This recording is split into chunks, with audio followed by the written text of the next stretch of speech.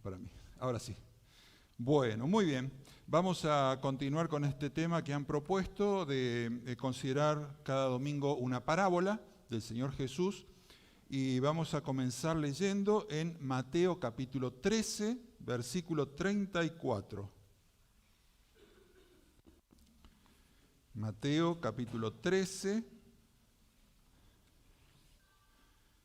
en el versículo 34, nos dice así: todo esto habló Jesús por parábolas a la gente, y sin parábolas no les hablaba. Dice el versículo 35, para que se cumpliese lo dicho por el profeta cuando dijo: abriré en parábolas mi boca, declararé cosas escondidas desde la fundación del mundo. Bueno, he visto algunas personas que nos visitan y lo más importante es utilizar un lenguaje sencillo, cotidiano. Quizá la mayoría sabemos lo que es una parábola, pero alguien dice, bueno, sí, sé que es una historia. Bueno, una parábola es un relato de la vida cotidiana que tiene una aplicación espiritual. Es decir, el Señor Jesús, como el gran maestro, lo que utilizaba eran situaciones de la vida cotidiana de los habitantes allí en esa sociedad agrícola-ganadera, que era Israel, y entonces utilizaba comparaciones. Entonces la gente veía un sembrador con su bolsa esparciendo la semilla y él podía decir que el sembrador salió a sembrar y que una parte de la semilla cayó junto al camino, otra parte junto a las piedras, otra parte junto a los espinos y otra parte en tierra fértil. ¿Por qué? Bueno, porque era algo tan cotidiano que la gente podía entender, y de allí tenemos esa magistral enseñanza de los distintos terrenos, los distintos corazones y cómo reciben la palabra de Dios. El Señor Jesús utilizaba entonces parábolas, comparaciones permanentemente para enseñar las grandes verdades acerca del reino de los cielos. Entonces, por eso él siempre decía, el reino de los cielos es semejante a tal cosa. Y comenzaba con un relato muy sencillo y muy comprensible. Por eso las personas que estamos aquí tenemos que ser sencillas y tenemos que ser comprensibles o comprendidos. Entonces, dice allí en Marcos capítulo 1, 22, no lo vamos a buscar porque digamos, el concepto es que se admiraban de su doctrina, de su enseñanza, dice, porque les enseñaba como quien tiene autoridad y no como los escribas, es decir, los intérpretes de la ley. Parece que hay personas que cuanto más difícil hablan, parecen más inteligentes, parecen más eruditos, parecen más sabios, y todo lo contrario. Las personas más sabias y más inteligentes en esta tierra siempre tienen definiciones cortas, profundas y sumamente claras. Y dice que el Señor Jesús les enseñaba como quien tiene autoridad, les enseñaba de una manera diferente. Y dice que estaban admirados. Era tanto el tiempo y tanto el deseo de escuchar las enseñanzas de Jesús que hacían grandes recorridos y buscaban lugares fuera de la ciudad donde pudiera caber una gran cantidad de gente, de personas. Entonces se juntaba una multitud, y tal es así que perdían la noción del tiempo. En un momento los discípulos le dicen, Señor, despide a la multitud porque anochece, ya es tarde. Es decir, las personas se quedaban extasiadas escuchando acerca del reino de Dios y acerca de un Dios que se interesaba por aquellos que habían sido marginados por la sociedad. Pero hay en especial una parábola que vamos a ver en esta mañana. Hay una parábola que logró enfurecer a un grupo de personas. Logró enfurecer a sus oyentes por lo que significaba. Esta parábola ya no era tan agradable, ya no era tan linda, ya no era una parábola en la cual podían regocijarse algunos de los que escuchaban, sino que realmente los enfureció a tal modo que quisieron matar al Señor Jesús. Vamos a leer en Juan capítulo 10, versículo 11, y hoy vamos a tratar de ver, con la ayuda de Dios, las implicancias de lo que significa esta afirmación. Jesús dijo: yo soy el buen pastor su vida da por las ovejas. Vamos a leer del 22 al 33. Evangelio de San Juan, capítulo 10, versículos 22 al 33. Ahí está. Bueno, dice: se celebraba en Jerusalén la fiesta de la dedicación, era invierno. Recordemos que esta fiesta, se mencionan varias fiestas en el Evangelio de San Juan. Celebraciones, días nacionales, para nosotros no representan nada. Por ejemplo, en Juan capítulo 7 se habla de la fiesta de los tabernáculos. Bueno, habría que ir al Antiguo Testamento y ver qué es lo que estaban celebrando. En este caso, estaban celebrando una fiesta que se llamaba de la dedicación, que todavía celebran los judíos. Y dice era invierno, se celebra en diciembre. Recordemos que allá es el hemisferio norte. Y esa fiesta lo que recordaba era que 200 años antes, un tal Judas Macabeo había expulsado al general Antíoco Epifanes, que estaba, por supuesto, oprimiendo Jerusalén, oprimiendo todo el territorio de Israel. En resumen, Judas Macabeo, 200 años antes, había expulsado a la opresión que estaba, arruinando la vida y esclavizando la vida de estos israelitas. Tal Antíoco Epifanes, un hombre muy cruel, como todos los opresores, y que había hecho perversidades y abominaciones allí en el templo. Entonces, cuando lo logran expulsar, que fue un breve tiempo, porque ellos en el año 63 antes de Cristo cayeron bajo la supremacía del Imperio Romano, o sea que tuvieron muy poco tiempo los judíos de libertad. No nos olvidemos que el Señor Jesús estaba en un tiempo en el cual Israel no era libre, estaban bajo la opresión del Imperio Romano. Entonces, se recordaba allí esa fiesta, esa celebración en el cual 200 años antes Israel había conseguido su independencia por breve tiempo y habían expulsado justamente a estos griegos que habían metido abominaciones en el templo. ¿Por qué contamos esto? ¿Qué tiene que ver?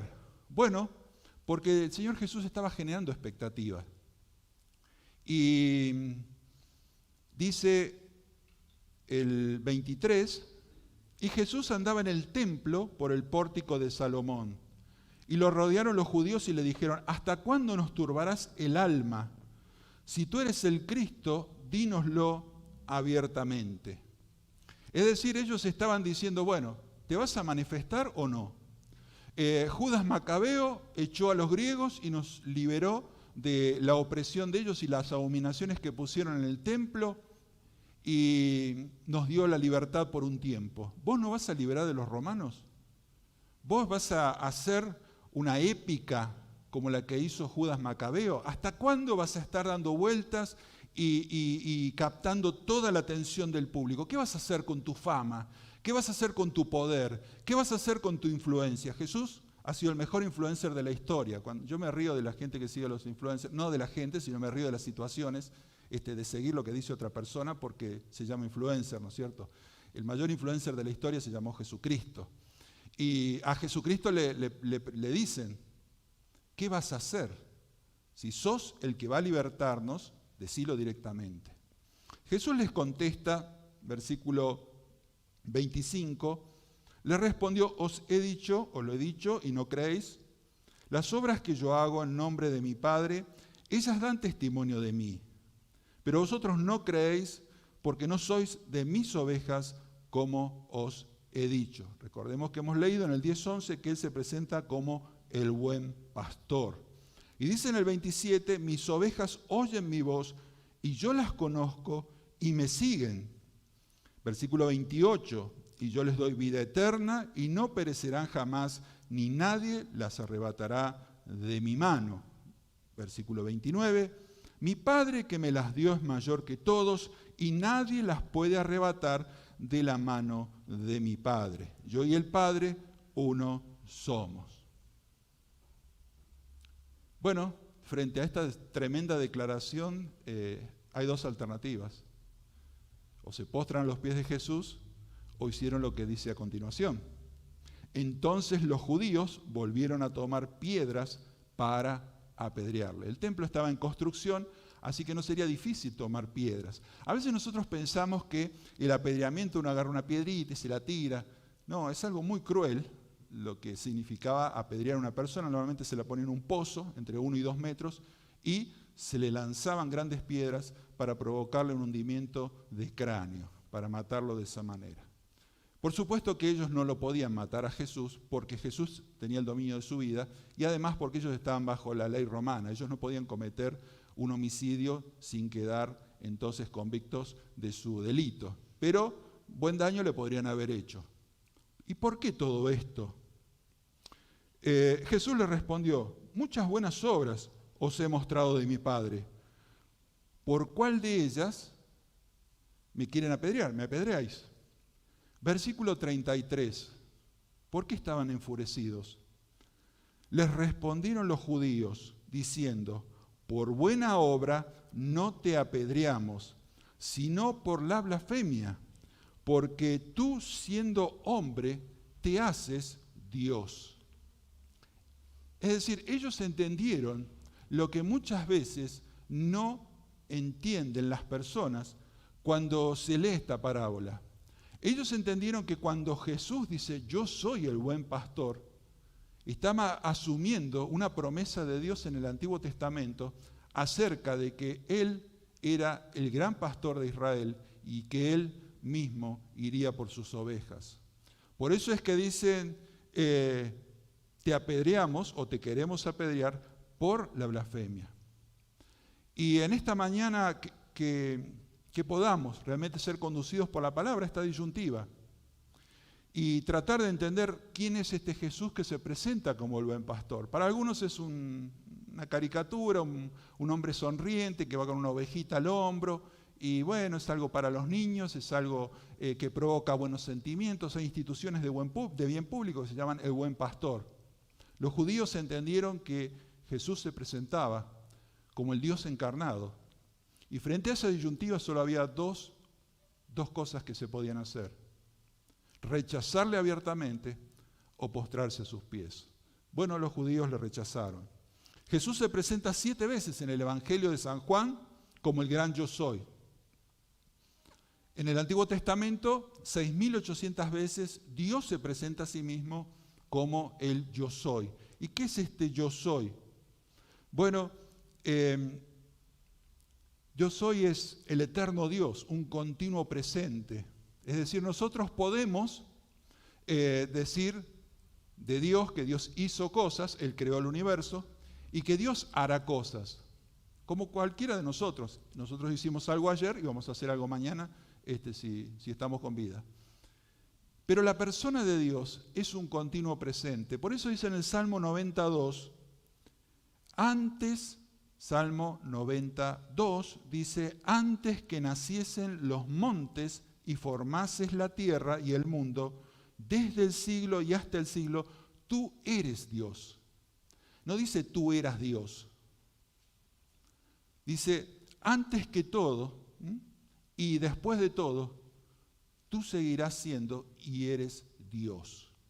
De manera que el concepto en el Antiguo Testamento es que Dios está en un eterno presente y a Él no se le puede aplicar, decir tú eras y tú serás. ¿Por qué? Porque Dios no cambia.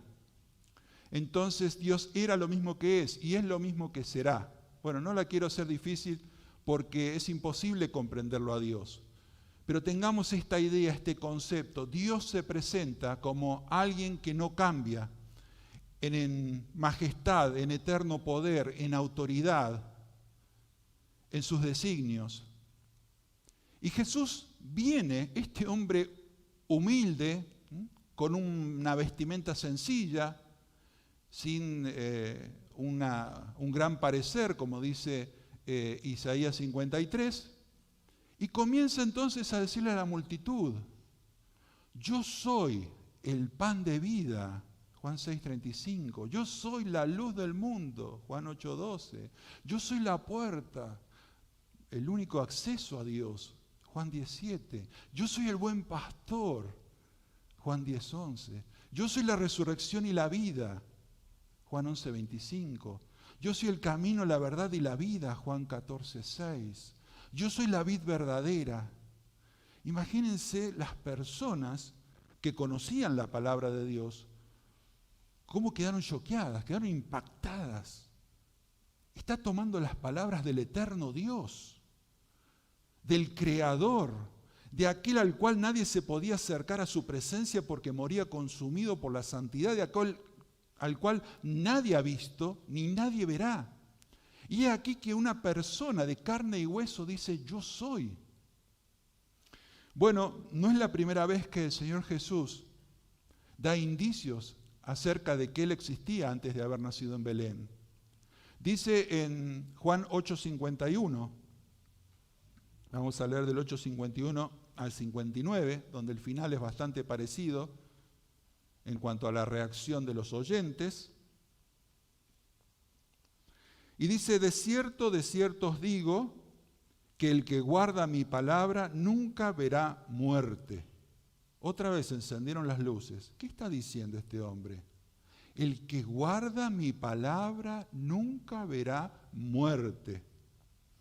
Entonces los judíos le dijeron, ahora conocemos que tienes demonio. Abraham murió y los profetas, todos murieron, por supuesto, como nosotros también pasaremos por efecto del transcurso de los años, la vejez, y dice, Abraham murió y los profetas, y tú dices, el que guarda mi palabra nunca sufrirá muerte. ¿Eres tú acaso mayor que nuestro padre Abraham, que murió? Y le dicen, y los profetas murieron. ¿Quién te haces a ti mismo? Respondió Jesús, si yo me glorifico a mí mismo, mi gloria nada es, mi Padre es el que me glorifica, el que vosotros decís que es vuestro Dios, pero vosotros no le conocéis, mas yo le conozco. Y si dijere que no le conozco, sería mentiroso como ustedes, pero le conozco y guardo su palabra. Abraham, vuestro padre, dice, se gozó de que había de ver mi día, lo vio y se gozó.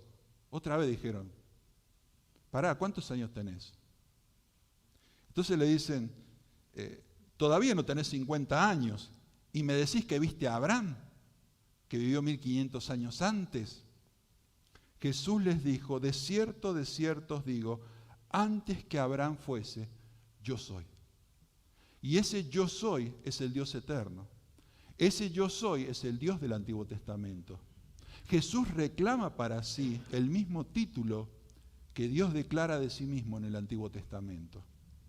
Tomaron entonces piedras para arrojárselas. Jesús reclama ser el eterno Dios y un continuo presente. Pero dijimos que íbamos a ver las parábolas. Entonces Jesús reclama ser como Dios mismo, el pastor de Israel profetizado en el libro de Ezequiel capítulo 34. Y nosotros podemos encontrar un paralelo muy grande. Hay palabras, hay frases que son textuales del libro de Ezequiel con Juan capítulo 10, donde vamos a entender entonces que Jesús toma esa profecía y la aplica para sí. Y aquellos que conocían la ley, que conocían la palabra de Dios, se horrorizan porque entienden que Jesús está diciendo, miren, acá hay dos alternativas. O reconocen que realmente soy el que Dios ha enviado, o entonces rechazan. Recordemos que esto es algo que siempre ha turbado y ha atormentado las mentes de todas las personas. Dice el apóstol Pablo en 1 Timoteo 3:16, e indiscutiblemente dice, grande es el misterio de la piedad. significa grande es el misterio de nuestra fe, de nuestra devoción, de nuestra creencia. Grande es el misterio. Dios fue manifestado en carne. Uno lo puede proclamar, uno lo puede decir, pero es imposible de comprender. A veces veo los esfuerzos, y hay libros así enormes, de teólogos que tratan de explicar algo que realmente no tiene comprensión humana, porque no somos dioses. Pero sí es importante que el creyente sincero se admire de que Dios haya sido manifestado en carne con un propósito salvador. Y dice, grande es el misterio de la piedad, grande es el misterio de nuestra fe, de nuestra devoción, de aquello que profesamos. Dios fue manifestado en carne. Y es entonces que Jesús reclama ser este pastor profetizado en Ezequiel capítulo 34. Y vamos a comenzar entonces con una palabra de condena que encontramos allí en Ezequiel 34 y luego vamos a ir justamente a la persona de Jesús. Dice en Ezequiel 34:1, vino a mí palabra de Jehová diciendo, hijo de hombre, profetiza contra los pastores de Israel y di a los pastores, así ha dicho Jehová el Señor. Estamos en Ezequiel, profeta del Antiguo Testamento, estamos por el capítulo 34 y aquí estamos leyendo que hay una condena acerca de aquellos pastores de Israel. Vamos a ver quiénes son. Dice, ay de los pastores de Israel que se apacientan a sí mismos. ¿No apacientan a los rebaños? ¿Coméis la grosura y os vestís de la lana? La engordada degolláis, mas no apacentáis a las ovejas. Dice entonces que no hacían lo que se suponían que tenían que hacer, y era cuidar de las ovejas. Al contrario, se las comían. Hacían un buen asado, un buen pucherito, y se las comían. Usaban la lana para vestirse, y lo que hacían era abusar, oprimir a las ovejas hasta matarlas, ¿no es cierto? Dice el versículo 4, no fortalecisteis a las débiles, ni curaste a la enferma, no vendaste la que tenía la pierna quebrada, no la volviste al redil, al rebaño, a la rescarriada, no buscaste la perdida, sino que se han enseñoreado de ellas con dureza y con violencia.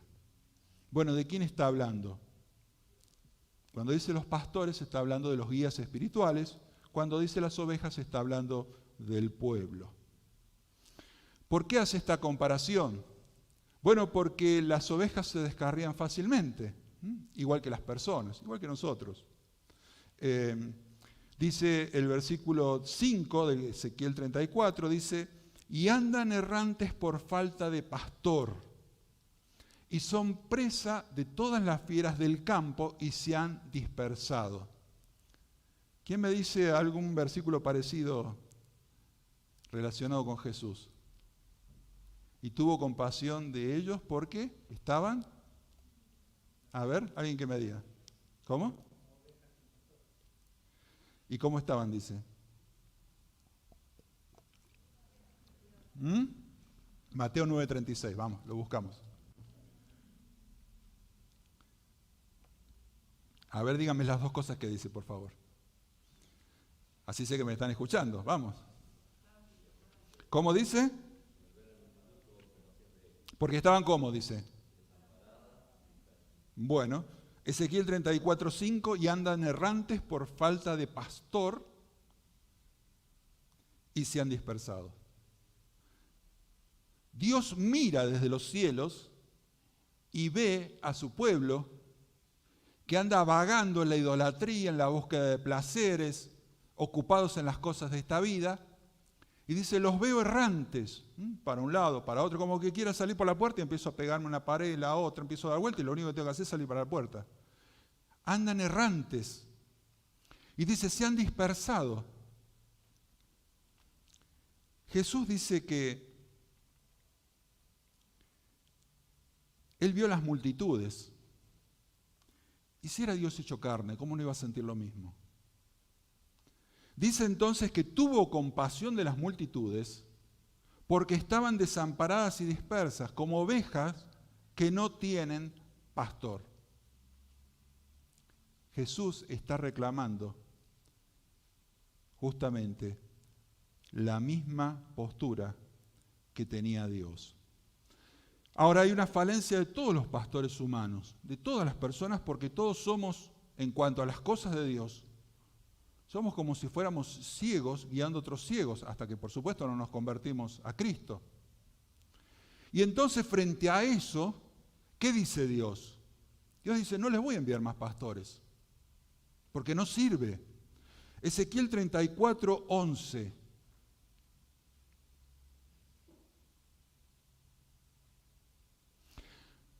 Porque así ha dicho Jehová el Señor, he aquí yo mismo, ¿qué dice? Yo mismo, ¿qué cosa? A ver, ayúdenme, ¿qué dice? Iré. ¿Y cómo vino Jesús a buscar sus... Perdón, ya les di la respuesta. ¿Cómo vino Dios a buscar sus ovejas? En la persona de Cristo. Dice, yo voy a ir a buscar mis ovejas. ¿De qué forma?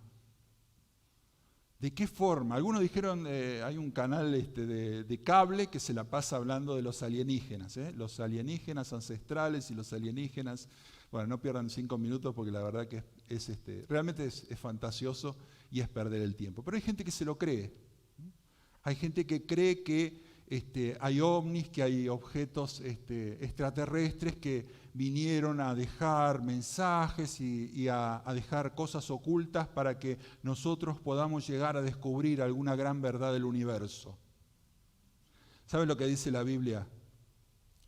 Que Dios nos amó de tal manera que quiso venir Él mismo, que tomó forma humana, que aquel niñito que nació en Belén era el Dios eterno, aunque no lo comprendamos, y que su vida fue justamente un corto recorrido de 33 años para ponerla en la cruz.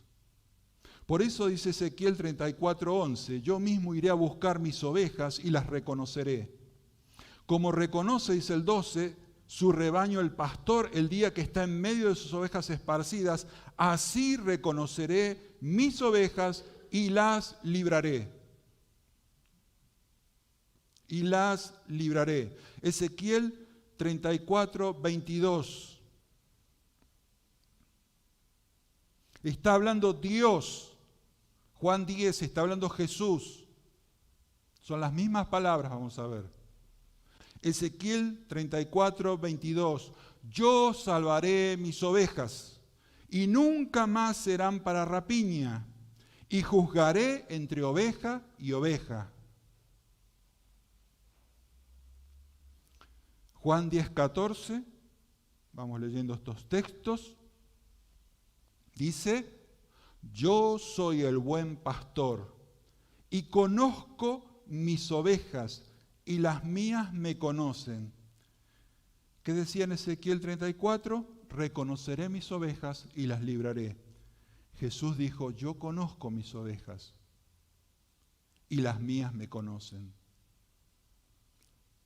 Las personas que lo escuchaban, muchos serían ignorantes, por supuesto, de la palabra, sin educación, un gran nivel de analfabetismo, pero allá había personas religiosas, había personas que conocían la palabra y se estaban dando cuenta de lo que decía Jesús. Se estaban dando cuenta de que Él estaba tomando la palabra de Dios en cuanto al eterno Dios y aplicándola a sí mismo. Y eso realmente los enfureció. Porque los seres humanos muchas veces, cuando nos hablan de Dios, en lugar de aceptar humildemente y querer escuchar más, nos enfurecemos. Hay personas que no se molestan si un hombre le comparte a otra toda una serie de cosas relacionadas con la pornografía. Mira esto, mira lo otro. Pero si alguien le habla de Dios, parece que le hubiera insultado a la madre. Ahora, ellos se daban cuenta que Jesús está diciendo, yo soy el buen pastor, el profetizado en Ezequiel 34. Yo conozco mis ovejas, las mías me conocen. Yo salvaré a mis ovejas, dice Ezequiel 34:22. Juan 10:15. Así como el Padre me conozco, yo conozco al Padre y pongo mi vida por las ovejas. Versículo 17, por eso me ama el Padre, porque yo pongo mi vida para volverla a tomar. En el tiempo antiguo la muerte del pastor era la destrucción del rebaño. Si el pastor, el protector, el guarda de las ovejas moría atacado por un lobo, a veces nosotros pensamos que los lobos son como los perritos. Vi una película basada en hechos reales donde es impresionante lo que es un lobo, ¿no es cierto? La contextura y la ferocidad de los lobos, donde una manada de lobos terminó con un grupo de personas. Realmente es impresionante el daño que puede hacer un lobo. Y cuando el lobo desgarraba la carne, la piel del pastor y llegaba hasta el punto de que a lo mejor llegaba a matarlo, bueno, era el fin del rebaño. El rebaño se moría, se acabó, quedaron todos a merced de los lobos. Ahora, la muerte del pastor, en Juan capítulo 10, trae vida a los que le siguen. Jesús pone su vida por las ovejas para luego volverla a tomar y entonces, con todo poder, por su resurrección, ofrecer salvación para todo aquel que cree. Dice en Hebreos 13:20, el Dios de paz que resucitó de los muertos a nuestro Señor Jesucristo, el gran pastor de las ovejas por la sangre del pacto eterno. La sangre derramada por Cristo en la cruz, el buen pastor, es la que asegura el perdón, la salvación, la vida eterna y la entrada al cielo. Por eso es que tenemos que entender que cuando Jesús dice yo soy el buen pastor, no es una simple historia, nos confronta con lo que creemos de Jesús, nos confronta con quién es esa persona. ¿Qué va a hacer para nosotros Jesucristo? Miren, hay muchas personas, ayer escuchábamos acerca de lo difícil que es el Evangelio en tierras islámicas, entre los musulmanes. Ahora, la realidad que dice la Biblia es que no hay justo ni un uno. Nosotros pensamos que acá es muy fácil. Dice la Biblia que no hay quien entienda. Es decir, si no nos llega la luz del Evangelio, no vamos a entender, por más que escuchemos 100 veces las parábolas y las historias. Si no hay una disposición de corazón. Dice, no hay quien busque a Dios, dice el apóstol Pablo, recordamos que estamos citando Romanos capítulo 3. Dice, todos se desviaron, todos nos descarriamos. Dice, no hay quien haga lo bueno, aquello que agrade a Dios. Dice, no hay temor de Dios en ninguna persona. Quiere decir que cuando nosotros pensamos, si es cierto, el Evangelio es mucho más difícil que ingrese o que entre a aquellas tierras, porque nunca escucharon hablar de Jesús y porque tienen cerrada su mente a la persona de Jesús. Pero tampoco es fácil en ninguna tierra. Tampoco es fácil. Tampoco será fácil allá en Puente Favaloro. Muchos piensan y dicen, allá se predica de una manera sencilla, pensando que la gente es más dócil, porque es más humilde. No, ¿por qué? Todos somos duros de corazón hasta que Dios quebranta, hasta que Dios toca nuestro corazón. Yo muchas veces le digo a mis hijas, tengo a Griselda que está acá y Julieta que está sirviendo en la iglesia en Buenos Aires. Y dos que no están acá. Y a las dos les dije esta mañana, busquen a Dios, busquen a Dios. Y le digo, ustedes me ven con mis fallas, me ven como soy, me ven todos los errores que he cometido, pero si supieran lo que era antes, ni siquiera puedo decir las cosas que hice antes de conocer a Cristo. Por eso es necesario que busquemos a Dios. Por eso es necesario que nos confrontemos frente a esta idea. Si Jesucristo es Dios, tenemos que postrarnos y decirle, Señor mío y Dios mío. ¿Cómo hizo Tomás?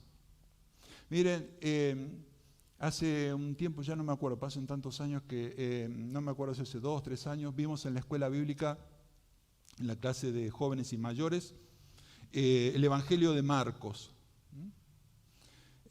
Normalmente me gusta más estudiar otros libros porque uno puede leer el Evangelio de Marcos, los 16 capítulos de manera corrida y es bastante sencillo. Pero realmente me confrontó con la persona de Cristo. Cada clase que venía me confrontaba a tal punto de cuando llegué al capítulo 5 y estos hombres atemorizados frente a un Jesús que detiene una tempestad y detiene un mar que se los tragaba. Dice que estaban aterrorizados y decían, ¿quién es este hombre? al cual la tempestad y el mar le obedecen. Y en ese momento me sentí confrontado por esa pregunta. ¿Quién es Jesús para mí? Si es el verdadero Dios y la vida eterna, merece toda la entrega. Si es el verdadero Dios y la vida eterna, merece la dedicación. Es como decía Martín, Eduardo, que está allí, que cuando habló allí en los jueves en la reunión de la tercera rotonda, habló Jesús es el Señor. Y llegamos a esta conclusión. Hay dos señores. O reconozco, como decía él, confieso que Jesús es mi Señor, lo recalcó varias veces, o mi Señor es mi voluntad propia, mi búsqueda de placeres, mi búsqueda de oportunidad en la vida, mi búsqueda de popularidad, mi búsqueda de aceptación de los amigos. Y acá nos confrontamos con esta misma idea. ¿Quién es Jesús? Por algo lo querían apedrear. Por algo le decían, lo que estás diciendo es algo que nos impacta. Bueno, fue necesario que Él muriera y que Él resucitara para probar que realmente era el Dios encarnado y que su obra fue aceptada por el Padre. Dice que fue perfecta la obra de Cristo en la cruz, por lo cual el Padre le resucitó. Y por lo tanto nosotros en esta mañana somos confrontados frente a la persona de Cristo, no solo para escuchar una historia, no solo para decir, bueno, Jesús es mi amigo. Algunos dicen, mi cómplice, Jesús sabe que tengo debilidades, que tengo vicios, que a veces miento, que a veces engaño. No. Jesús es el gran yo soy. Jesús es el que dice, vengan a mí, porque en ningún otro hay salvación. Y tal es así que el Señor Jesús sigue cumpliendo 5 minutitos más y vamos a ver cómo Él sigue cumpliendo lo que dice en Ezequiel 34:20. Ezequiel 34:20. Dice, por tanto así les dice Jehová el Señor, he aquí yo juzgaré entre la oveja engordada y la oveja flaca. Dice el 34:17, mas en cuanto a vosotros, ovejas mías, así ha dicho Jehová el Señor, he aquí yo juzgo entre oveja y oveja, entre carneros y machos cabríos. Alguien dice, bueno, ¿qué pasó? Volvimos al campo. ¿Qué es esto? Bueno, aquí lo que está diciendo es que es tarea de Dios, el juzgar a los demás. Y dice, yo voy a juzgar cuando dice la oveja engordada, está hablando de aquel que tiene mayor capacidad, de fuerzas, de sabiduría, de posesiones materiales, y aquel que tiene menos. Y dice, yo voy a juzgar. Aquellos que se ponen bajo mi mando, aquellos que entran al rebaño del reino de los cielos, tienen un juez. Y yo los voy a juzgar. Por eso dice en 1 Corintios 4:5, así que no juzguéis nada antes de tiempo hasta que venga el Señor, el cual aclarará también lo oculto de las tinieblas y manifestará las intenciones de los corazones, y entonces cada uno recibirá su alabanza de Dios. Dice en el 34:17 que hemos leído, en cuanto a vosotros, ovejas mías, así ha dicho el Jehová el Señor, he aquí yo juzgo entre oveja y oveja. Dice, yo voy a juzgar entre cristiano y cristiano. No se maten, no se peleen, no discutan. Yo voy a juzgar entre oveja y oveja. Y después hay otra cosa que dice. Dice, yo voy a juzgar entre carneros y machos cabríos. Bueno, entramos en el mundo agrícola. Seguramente los que saben de campo me van a decir, mira Alejandro, es muy sencillo. Están los ovinos y están los caprinos. Los ovinos, los ovinos, están las ovejas, que son las hembras, y los carneros, que son los machos. En la parte caprina están entonces las cabras, que son las hembras, y está el macho cabrío o el chivo, que es el macho. Fíjense que los animales tienen dos sexos y se autoperciben o macho o hembra, no como los hombres o las mujeres. Eso lo inventó la perversión humana. Los animales tienen dos sexos y actúan conforme a su sexo y se acabó. Y Dios nos hizo, según Génesis capítulo 1, siempre hay que citar la Biblia. Alguien dice, vos estás diciendo, te voy a denunciar y nadie. No, la Biblia dice, métanse con la Biblia. La Biblia dice que solamente hay macho y hembra.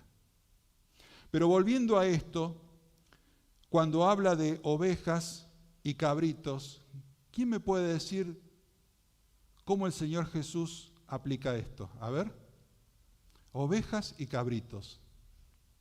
Mateo capítulo 25, ¿recuerdan?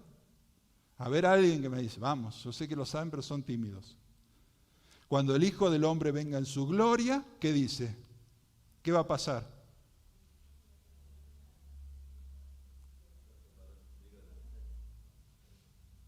¿Cómo? Bien, esa es otra aplicación que también corresponde. Pero acá estamos hablando de animalitos. ¿Qué dice? Yo sé que lo saben y lo que pasa es que los barbijos son mortales, ¿no? Mateo 25, 31. Cuando el Hijo del Hombre venga en su gloria y todos los santos ángeles con él, entonces se sentará en su trono de gloria.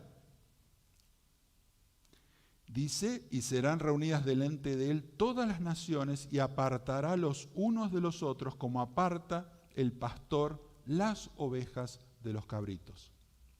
¿Y el trigo y la cizaña qué podrá significar, Daniel? ¿Qué te parece? Muy bien. Y que los inconversos que están ahora, ¿dónde? Drogándose, en el alcohol, que están acá, que están en las iglesias, que están cantando alabanzas, que con sus labios adoran a Dios, pero con su corazón están lejos de Él. Y dice entonces que este Jesús, que es el buen pastor, que es el mismo Dios hecho carne, y con esto terminamos, dice la palabra de Dios que Él juzgará y juzga entre oveja y oveja, entre cristiano y cristiano. ¿Para qué? Para que descansemos. Para que si algo nos molestó, el hermano no andemos por todos lados diciendo, mirá lo que hizo. Para que descansemos. Y dice que Él también hará la obra de separar la cizaña del trigo, las ovejas de los cabritos, que dicen que son muy parecidos. Y dice que llegará un día en que entonces quedarán expuestos a aquellas personas que vienen a las reuniones, que están con nosotros, a veces que vienen a alguna actividad, pero que realmente nunca fueron de Cristo. Y terminamos con el 34-31, que dice de Ezequiel, y vosotras, ovejas mías, ovejas de mi pasto, hombres sois, y yo vuestro Dios, dice Jehová el Señor. A partir de este momento pueda Jesucristo ser realmente el verdadero pastor de sus almas. Que el Señor les bendiga. Amén.